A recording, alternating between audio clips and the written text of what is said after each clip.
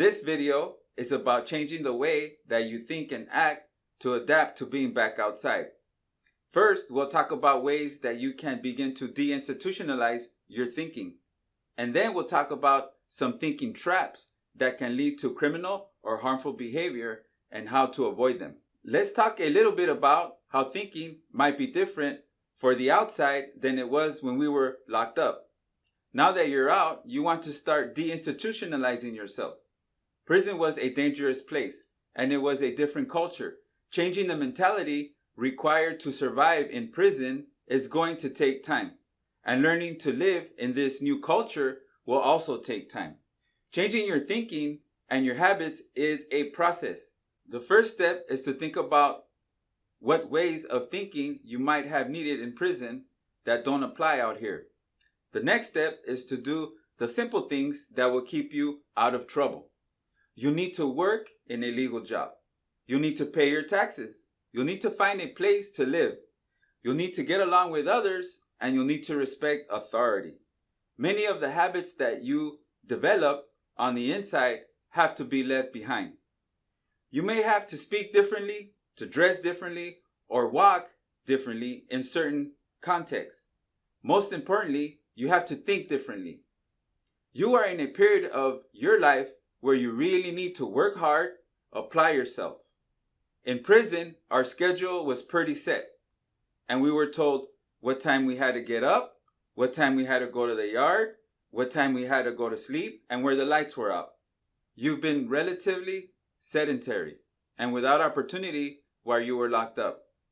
Out here, there's so much that you want to accomplish and do, but you're in charge of managing your time to get it done.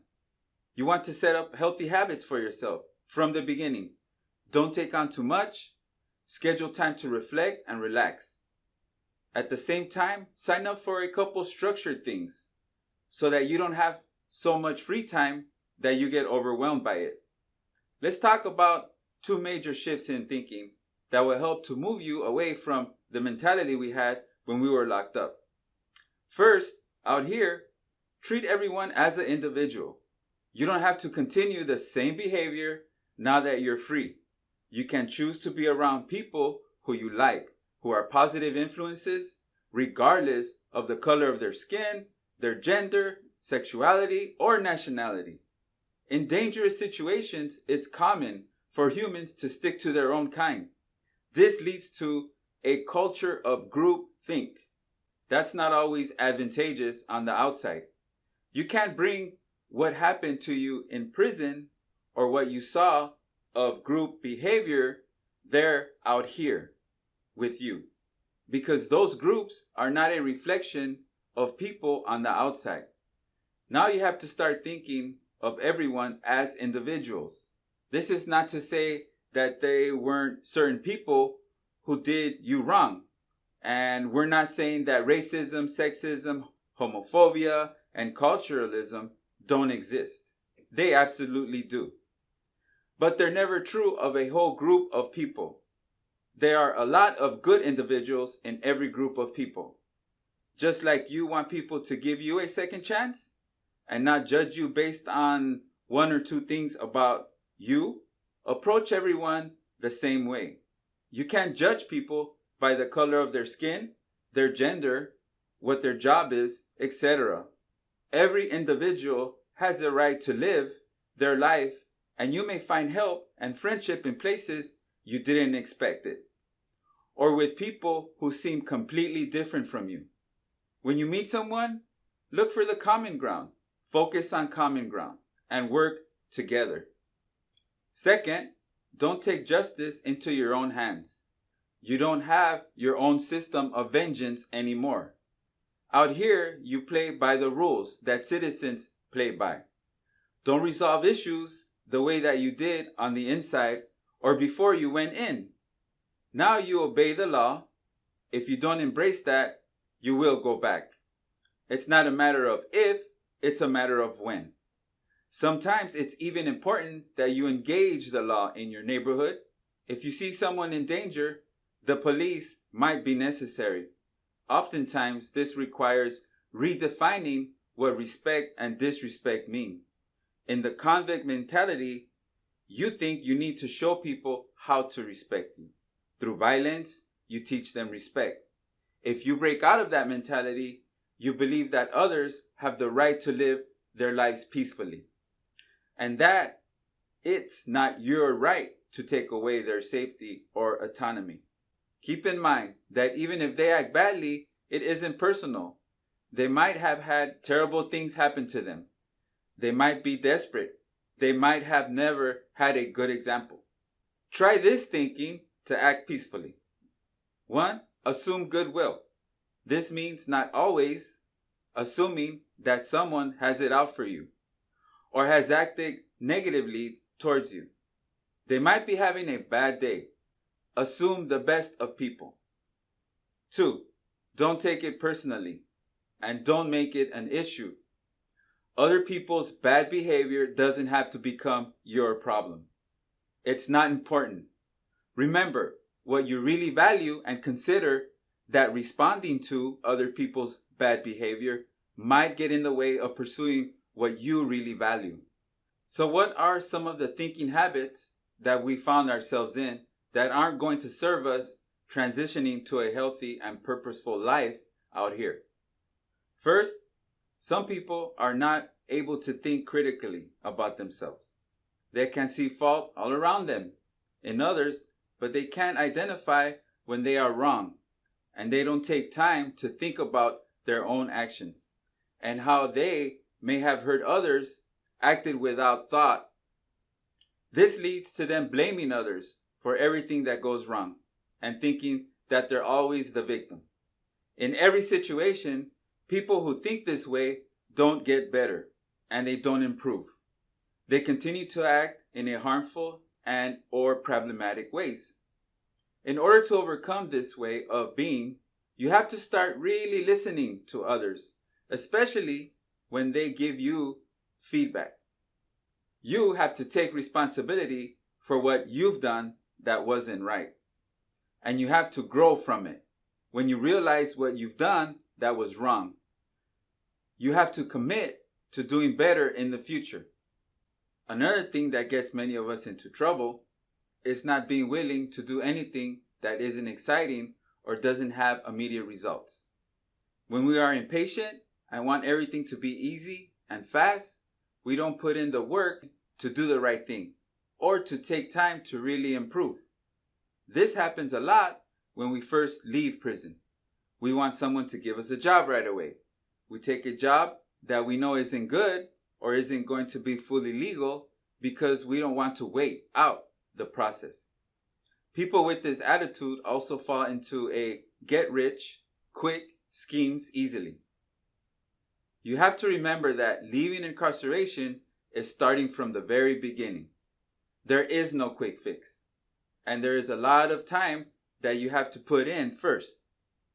You have to put in the time in to prepare yourself, to be ready for a job.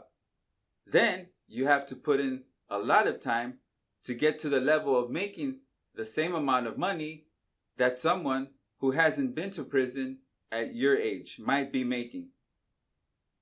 Related to this are people who feel entitled to things in life. Some people who've been locked up feel like the world owes them something. Some people felt like this before being arrested. And that's part of what got them there. These people expect others to act immediately in the way that they want. They also think that they deserve special treatment. Sometimes this stems from a belief that they are unique or different from other people. They might also expect the world to be fair, so that if someone has something or gets something, they think they deserve it too. That's not how things work, though. The world is not fair, and no one owes you anything. You have to earn it, and even then, you might struggle to get it. Another way of thinking that can lead to illegal or unhealthy behavior is to always making decisions based on feeling or assuming instead of based on facts or reality. Some individuals make decisions based on fear or based on avoiding bad feelings. But if they don't take the time to examine their decisions and develop self-awareness to understand where these decisions are coming from, they'll keep making the decisions that aren't good for them or for anyone around them without knowing why they keep hurting themselves or hurting others. A big ego or need to be in control can also cause problems. If someone thinks that they're better than everyone else, they won't be able to work with others, learn from others, or listen to others' needs or suggestions. They'll always make decisions by themselves and won't be able to get better or grow. We have to have an attitude that we can learn from others. We don't know everything, and we always have room for improvement. Finally, some people think about everyone else as objects to possess or manipulate, instead of considering others' feelings or experiences. This is caused by lacking empathy for other people. People who don't view others as worthy of consideration use bullying or intimidation to get what they want instead of going through the right channels. They might even see it as a game to get what they want from everyone else. Without empathy, without caring about others, the only decisions that someone will make will be selfish and often hurtful. Developing empathy intentionally might be necessary for some people. You might have to take an extra class or read about empathizing and practicing getting better at this. All of these ways of thinking or making decisions lead to illegal or harmful behavior. We have to examine where we're still struggling and try to get better. Are we still being selfish?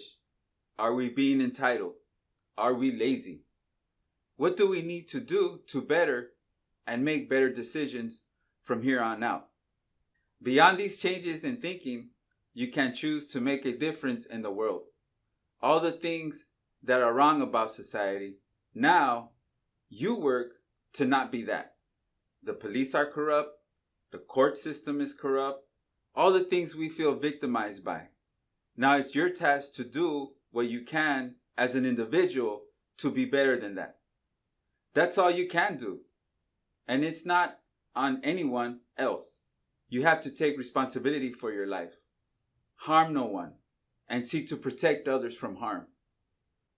Turn that hustle mentality and your ability to take massive action and focus all of that on doing good. Remember when you were working at breaking the law or you were working at surviving in prison? You had the patience and the persistence that are required to succeed. That means that you have the tools for success, and now you can use them for good. You've likely been organized, cooperative, consistent, reliable, but maybe putting all of that towards doing the wrong thing. Take those gifts that you have, take the work that you put in towards that wrong behavior or that survival behavior and apply it to good. It will still take time, but you may have the patience, persistence, and perspiration needed to give you the life that you want to have. Identify the skills and the talent that you already possess and drive forward with positive action. Spend time with other people that think this way too. You can't have one foot in and one foot out. So you need to make sure that the people you surrounded with are following the rules and the laws and assuming goodwill too. If you're around people breaking the law, you'll get swept up by the police. Sometimes you might actually have to go change your location. Go to a new neighborhood. Spend time watching how people interact, how they walk and talk. Observe and mimic the behavior that you want to have. Be the kind of person that better behaving people will want to be around. When you start meeting new people, make sure that you're bringing something to the table. If you have some interests or hobbies, you can find things to talk about with people. You'll have to step out of your comfort zone. Go to new places. Have new experiences. This will lead to meeting new people. When you build these relationships, you will have the right people to talk to when you need specific advice, and the right people to help you in specific opportunities. Don't let the prejudiced people be right. Ever. People have expectations for you, right or wrong, based on your past. Don't meet those expectations. Don't break the law. Don't lose your emotional control when you get angry. Don't engage in violence. Your goal should be to hear that people would never have guessed about your background. And you have a responsibility to others with backgrounds to not promote the same prejudices. When you're caught up in a criminal cycle, you have these feelings of anger, pessimism, that lead to a cycle of harm and violence. Now is your chance to break that cycle. Don't confirm negative stereotypes about us all. Act kind, be forgiving, generous, and peaceful. Thank you.